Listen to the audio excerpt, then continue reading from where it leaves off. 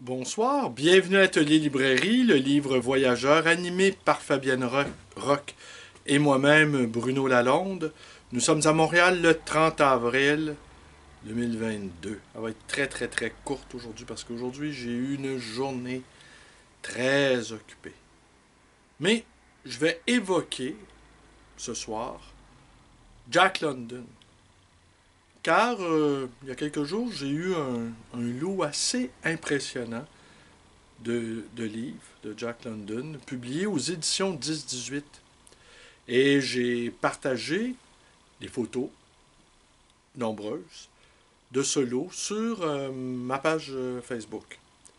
Alors, la, la nouvelle a couru et il y a quelques jours, un homme d'à peu près mon âge, petite soixantaine, m'a m'a m'a dit qu'un de ses amis l'avait informé de ce nouvel arrivage. Et finalement, il en a trouvé une bonne dizaine. Et il m'a dit, une fois rendu à la caisse, que sa collection était maintenant complète. Qu'il avait mis quelques années à glaner ici et là les livres de Jack London. Alors, moi, de lui dire, ah ben voilà, maintenant, pourrez, vous pourrez dire que vous avez lu l'œuvre complète de Jack London. Et c'est là qu'il m'a dit cette chose qui m'a assez étonné. Il m'a dit, non, j'attendais d'avoir tous les livres avant de commencer à lire Jack London. Alors, je n'ai pas su cacher mon étonnement. Et là, je comprenais, vu sa détermination, vu son sérieux, vu son engagement, que probablement il avait commencé déjà aujourd'hui ou hier à lire Jack London. Et je trouvais ça assez étonnant que on passe des années à trouver ici et là les titres d'un auteur avant de commencer à le lire. C'est une des singularités des lecteurs qui ont leur marotte, leurs idées fixes, leur projet de lecture, leur manière de lire les livres et leur façon d'envisager leur rapport à la lecture. Aujourd'hui, on reste encore avec Jack London. Un bon client cette fois-ci, quelqu'un qui fréquente régulièrement ma librairie, quelqu'un d'extrêmement gentil et qui a vu tous ces Jack London. Et il en a acheté quelques-uns, dont Le cabaret de la dernière chance, qui est un des plus terribles livres de Jack London qui concerne l'alcoolisme. L'alcoolisme, les boui-boui, les honky-tonk qu'on pouvait retrouver un peu partout en Amérique.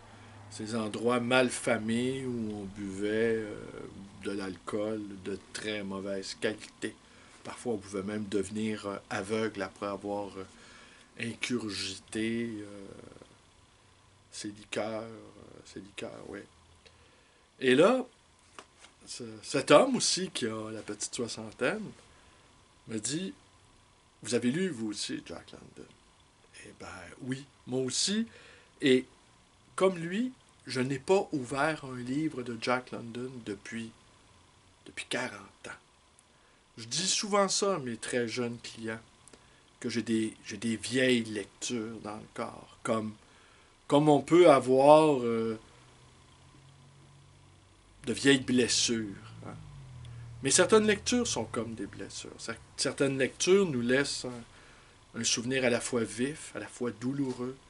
Et certaines lectures, certains moments de lecture même, peuvent coïncider avec des événements très difficiles de notre vie.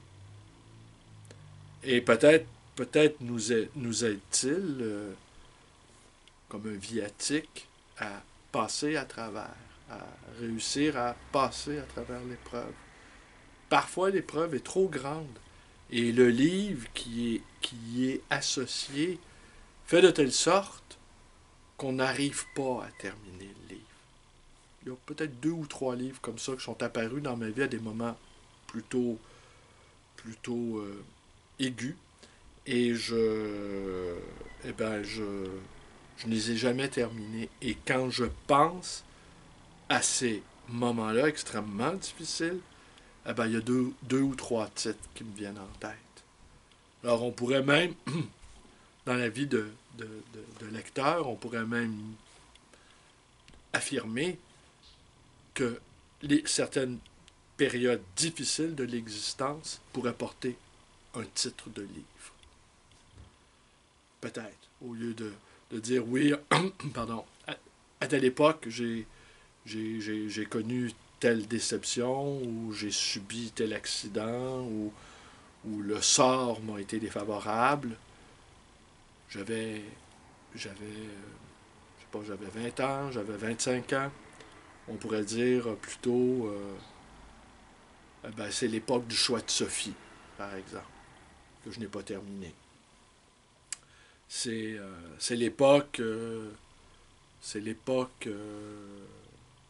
des grandes espérances que je n'ai pas terminé non plus.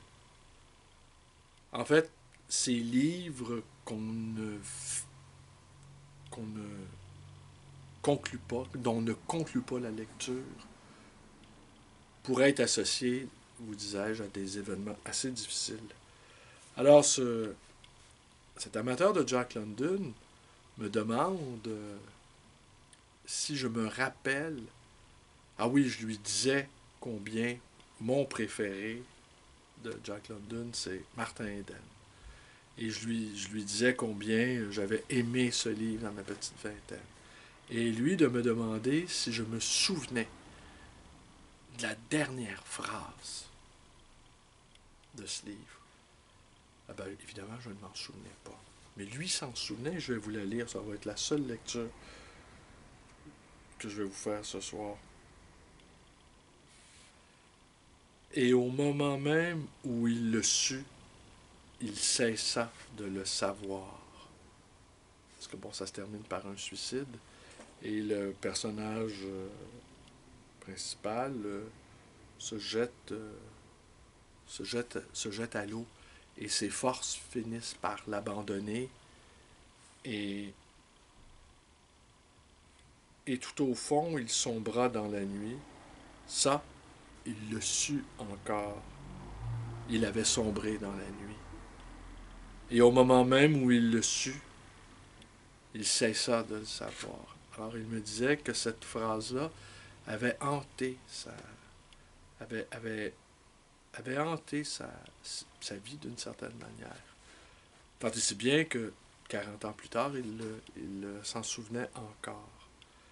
Et il était plutôt ravi de voir que je ne m'en souvenais pas parce que il me disait je suis content que vous vous en souveniez pas parce que vous êtes quelqu'un de tellement plus cultivé que moi. Et moi de lui répliquer qu'au fond la culture, ce n'était pas une question d'apparat ni de savoir-faire. Peut-être proche du savoir-vivre, par exemple, mais du savoir-vivre élargi, non pas appartenant au domaine de l'étiquette, comme on l'entend, l'art de savoir-vivre, mais dans le sens existentiel. Et que la culture nous avait permis d'être capable de mieux se connaître, de savoir ce qui nous convenait,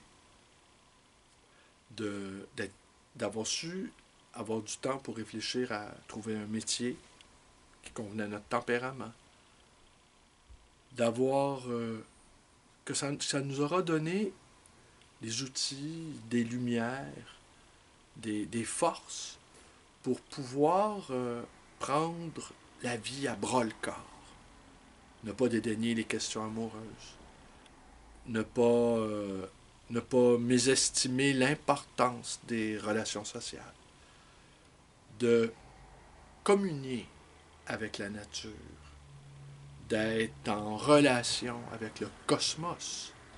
Ne jamais oublier, nous sommes des êtres de cosmos. Nous ne sommes pas qu'agrippés au sol, nous ne sommes pas que terrestres. Nous sommes également des êtres qui ont l'âge de l'univers.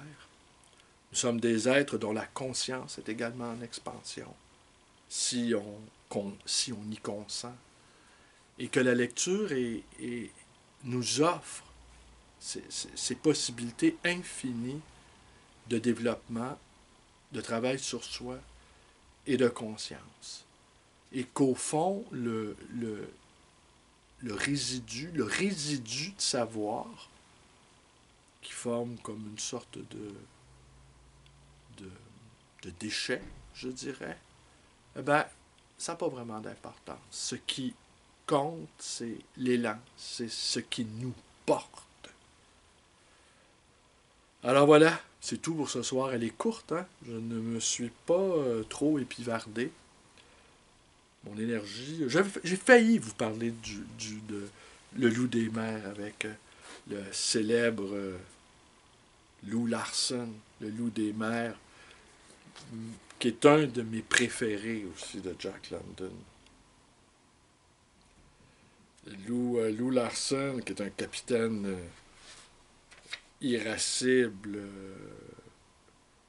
agressif, qui est toujours sur le point de voir apparaître sur son navire une mutinerie. Et il s'enferme dans sa cabine pour lire Nietzsche. Alors c'est un peu Nietzsche sur la mer. Les applications. Alors il juge durement son équipage, il le soumet à l'épreuve, et il est intraitable, il est impitoyable, autant envers les autres qu'envers lui-même. C'est un peu une sorte de démonstration de la philosophie du surhomme dans le sens pris au premier degré. J'allais vous en parler, mais je ne vous en parlerai pas. Je vous remercie d'être avec moi et je vous dis, je vous dis quoi? Je vous dis à demain.